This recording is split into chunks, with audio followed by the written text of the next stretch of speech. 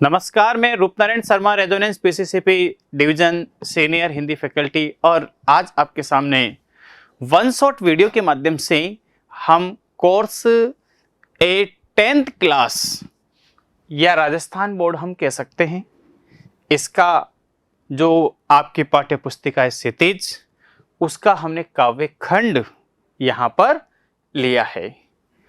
Topic है हमारा कन्यादान कविता है और इसके कवि कौन हैं? ऋतुराज जी इसके कवि हैं। सबसे पहले तो आपको ध्यान होना चाहिए कि कन्यादान होता क्या है। माता पिता अपने बेटे को जो विवाह के दौरान जो उसको कुछ उपहार स्वरूप देते हैं, उसको तो हम एक दहेज प्रथा के नाम से देते हैं, लेकिन अपनी बेटी को विदा करना, उसको हम उसके हाथ पीले करना, उसको हम कन्यादान कहते हैं। तो कन्यादान, इसमें सबसे पहले हमें क्या देखना है कि ऋतुराज जी का जीवन परिचय। तो सबसे पहले देखो आप, ऋतुराज जी का जीवन परिचय। बच्चों, कवि ऋतुराज का जन्म राजस्थान के भरतपुर जिले में सन 1940 में हुआ।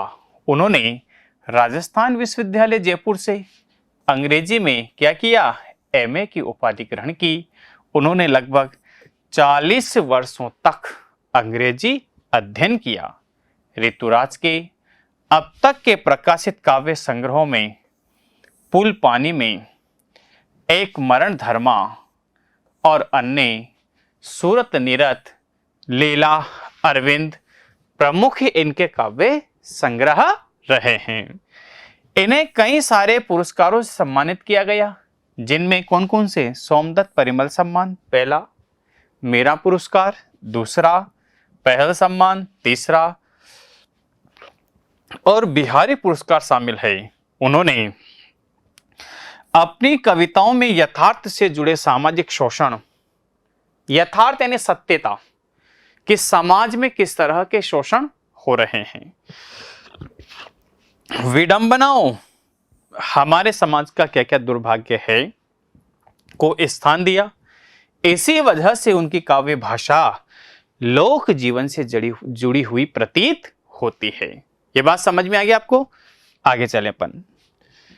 कन्यादान कविता का जो सार है वह क्या है कि प्रस्तुत कविता में कवि ऋतुराज ने मां और बेटी के बीच होने वाली घटनाओं का वर्णन किया है। जब एक मां अपनी बेटी को शादी के बाद विदा करती है, तो उसे ऐसा लगता है कि मानो उसके जीवन की सारी जमा पूंजी उससे दूर चली जा रही है। फिर उनकी पुत्री मोह उन्हें इस बात से भयभीत करती है, क्या? कि उनकी बेटी नए घर में जा रही है। अरे कहीं उसे कुछ परेशानी न हो या उसे कोई अत्याचार न सहना पड़े। इन सब के कारण मां चिंतित होकर अपनी फूल सी बेटी को भले बुरे का पाठ पढ़ाने लग जाती है कि बेटा तुम जा तो रही हो, लेकिन हो सकता है तुम्हें पता है ना हमें पता है कि जो परिवार है वह दुर्जन है या सज्जन है, कैसा परिवार है। हाँ, तो उन्हें क्या करती है? वो शिक्षा देती है। दादा दादी, मम्मी पापा, भाई बहन, जितने भी बड़े बुजुर्ग हैं, सब उस विदा करते समय कन्या को शिक्षा देते हैं, जीवन का पाठ पढ़ाते हैं। तो एक मां जिसका सबसे ज्यादा लगाव अपने बेटी के साथ होता है, वह क्या पाठ पढ़ाती है? इस कविता में एक मार्मिक प्रसंग यहां पर लिया गया है। जैसे जीवन में आने वाले दुखों का कोई बोध नहीं है, उनसे सिर्फ अभी कुछ खुशियां ही देखी है और उन्हीं के सपने सजाए हैं।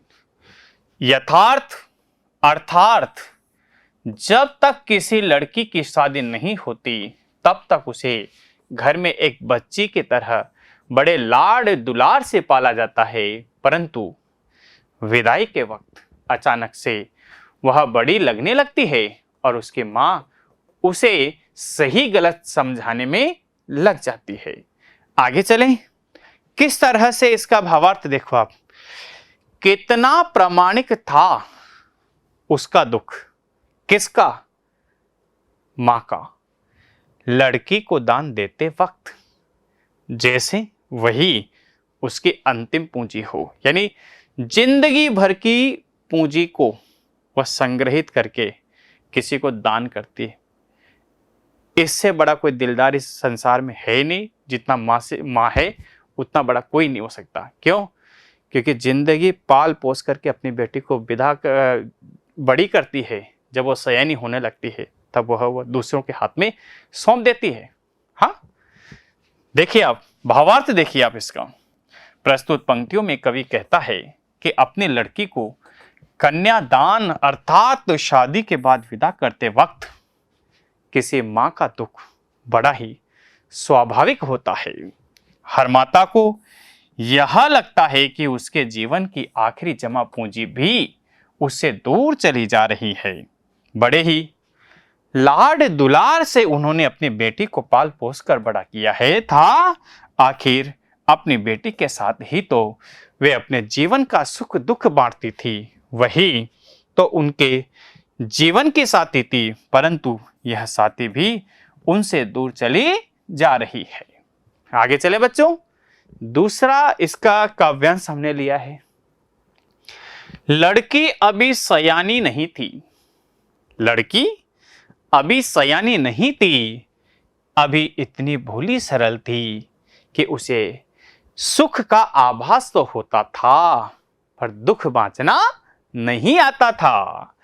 अरे पाठिका थी वह धुंधले प्रकाश की, कुछ तुकों और कुछ लयबद्ध पंक्तियों की। भावार्थ देखिए आप। आगे कवि ऋतुराज जी कहते हैं कि लड़की बड़ी तो हो गई थी लेकिन पूरी तरह से सयानी नहीं हुई थी, अर्थात दुनियादारी की समझ अभी तक उसमें नहीं आई थी। उसने अभी तक अपने घर के बाहर की दुनिया नहीं देखी थी। उसे जीवन की जटिलताओं का सामना नहीं करना पड़ा था। उसका जीवन अभी तक बड़ी सरलता से क्या हुआ था, बीत रहा था। यही कारण है क्या कि उसे खुशियां मनाना तो आता था, लेकिन परेशानियों का सामना कैसे किया जाए ये अभी तक नहीं पता था। अपने घर के बाहर की दुनिया उसके लिए धुंधली तस्वीर की तरह थी जिसे वे कभी ठीक से देख नहीं पाई थी। जब तक कोई व्यक्ति घर के बाहर कदम न रखे, बाहर की दुनिया में वक्त न गुजारे, तब तक उसके संपूर्ण रूप से विकास नहीं हो सकता। इसलिए अभी वह भोली बच्ची केवल सुखों की कल्पना की जा रही थी। हाँ, कितना अच्छा है। आगे चले बच्चों, नंबर 3 हमने यहां पर लिया। क्या? कविता की पंक्तियां देखो आप, चंद पंक्तियां। मां ने कहा पानी में झांक कर, मां ने कहा पानी में झांक कर कि अपने चेहरे पर मत रीझना। मां ने कहा पानी में झांक कर कि अपने चेहरे पर मत रीझना। रोटियां सेकने के लिए है, जलने के लिए नहीं। आग रोटियां सेकने के लिए है, जलने के लिए नहीं। वस्त्र और आभूषण शाब्दिक ब्रह्मों की तरह हाँ बंधन है स्त्री जीवन के। देखिए आप भावार्थ देखिए, बहुत सुंदर है। अपनी इन पंक्तियों में कवि ने उस मां का वर्णन किया है जो विदाई के वक्त अपनी बेटी को नसीहत दे रही है कि उसे ससुराल में किस तरह से रहना है और किस तरह नहीं। सबसे पहले माँ अपनी बेटी को बोलती है कि अपनी सुंदरता पे कभी भी मत इतराना, क्योंकि सांसारिक जीवन को सही तरह से चलाने के लिए सुंदरता से ज्यादा किसकी जरूरत है? हमारे गुण काम आते हैं। हाँ, फिर माँ अपनी बेटी को कहती है कि आग रोटियां पकाने के लिए होती है, न कि जलने के लिए। अर्थात कहना क्या चाहते हैं कि वह अपनी बेटी को यह कहना चाह रही है कि अपनी जिम्मेदारियों को अवश्य निभाना। किंतु परंतु किसी अत्याचार को मत सहना। उसके बाद मां कहती है कि वस्त्र और आभूषण मोह में कभी न पड़ना, यह केवल एक बंधन है जिसमें कभी भी नहीं बंधना चाहिए। इसके चक्कर में बसा बसाया संसार भी उजड़ सकता है। बच्चों, हम देखते हैं वस्तुनिष्ठ प्रश्न की ओर चलते हैं। क्या हमने इस कविता को पढ़ा है, और पढ़ा है तो कितना समझ में आया है? क्वेश्चन के माध्यम से देखिए। पहला क्वेश्चन, धुंधला प्रकाश किसका प्रतीक है? कम रोशनी का नहीं, अंधेरे का नहीं, अशांति का नहीं, अस्पष्ट सुख का। बिल्कुल करेक्ट आंसर है। क्वेश्चन नंबर 2 देखो, कविता में आनंद का संचार कौन करती है? शब्द, सौंदर्य नहीं, चित्र नहीं, तुक और लय। हाँ, बिल्कुल। आगे चले बच्चों, क्वेश्चन नंबर 3 देख सकते हैं अपन कि लड़कियां किनकी प्रशंसा सुनकर वहां के हर कष्ट को झेल लेती है? ससुराल वालों की, मित्रों की नहीं, शिक्षिका की नहीं, कोई नहीं इसमें ससुराल वालों की प्रशंसा कर अपने हर कष्ट को झेल लेती है। आगे चलें, बव्वे थोड़े से गहनों और कपड़ों के बदले क्या खो बैठती है? क्या? अपनी इज्जत, सुंदरता, आजादी। बच्चों, आजादी इसमें सही आंसर होगा। आगे चलें, क्वेश्चन नंबर 5 देखिए, कविता में लड़की के सयाने न होने का क्या आशय है? दुनियादारी को न समझना।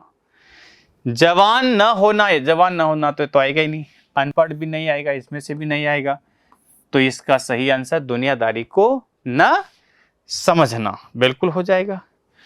एनसीईआरटी के प्रश्न और कैसे लिखते हैं अपन एग्जाम में देख लेते हैं। क्वेश्चन नंबर 1 देखते हैं कि आपके विचार से मां ने ऐसा क्यों कहा कि लड़की होना पर लड़की जैसा दिखाई मत देना? हाँ, मेरे विचार से लड़की की मां ने ऐसा इसलिए कहा होगा कि लड़की होना पर लड़की जैसी दिखाई मत देना, ताकि लड़की अपने नारी सुलभ गुणों, सरलता, निश्चलता, विनम्रता आदि गुणों को तो बताए रखे, परंतु वह इतनी कमजोर भी न हो पाए कि लड़की समझकर ससुराल के लोग उसका शोषण न करने लगे। इसके अलावा वह भावी जीवन की कठिनाइयों का साहसपूर्ण मुकाबला कर सके। बिल्कुल अच्छा प्रश्न है। क्वेश्चन नंबर 2 वेरी इंपॉर्टेंट, कई बार एग्जाम में पूछे गए प्रश्न है कि आग रोटियां सेकने के लिए है, जलने के लिए नहीं। पहला क्वेश्चन इसमें दिया है ए, इन पंक्तियों में समाज में स्त्री की किस स्थिति की ओर संकेत किया है? किस ओर किया होगा कि हमारे समाज में ऐसा हुआ होगा ना, तभी तो किया होगा।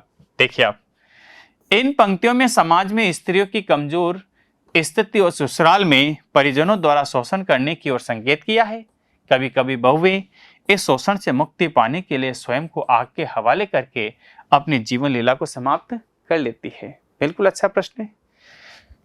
2 देखिए, मां ने अपनी बेटी को सचेत करने क्यों जरूरी समझा?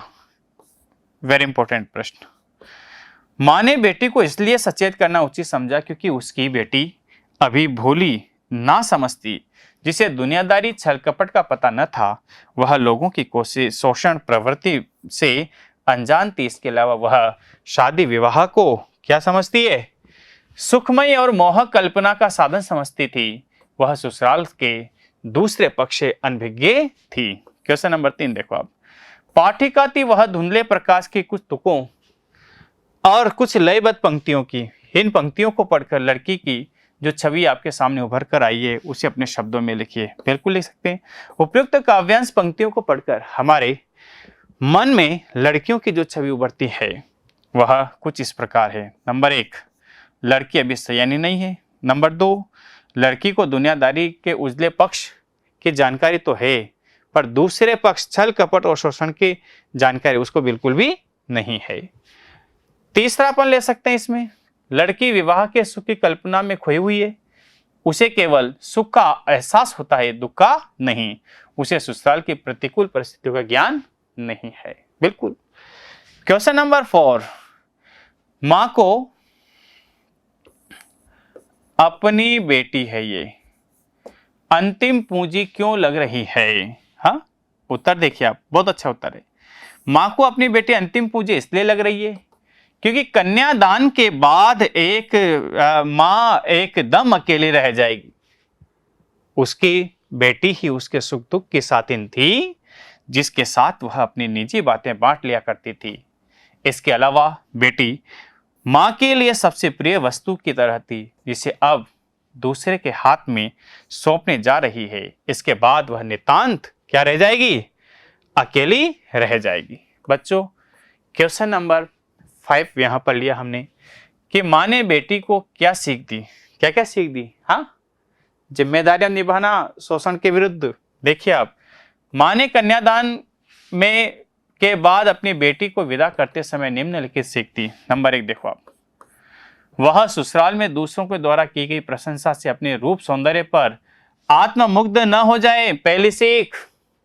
नंबर 2, आग का उपयोग रोटियां सेकने के लिए करना है, उसका दुरुपयोग अपने जलने के लिए मत करना। नंबर 3, वस्त्र आभूषणों के मोह में फंसकर इनके बंधन में न बंध जाना और नारी सुलभ गुण बनाए रखने पर कमजोर न पड़ना।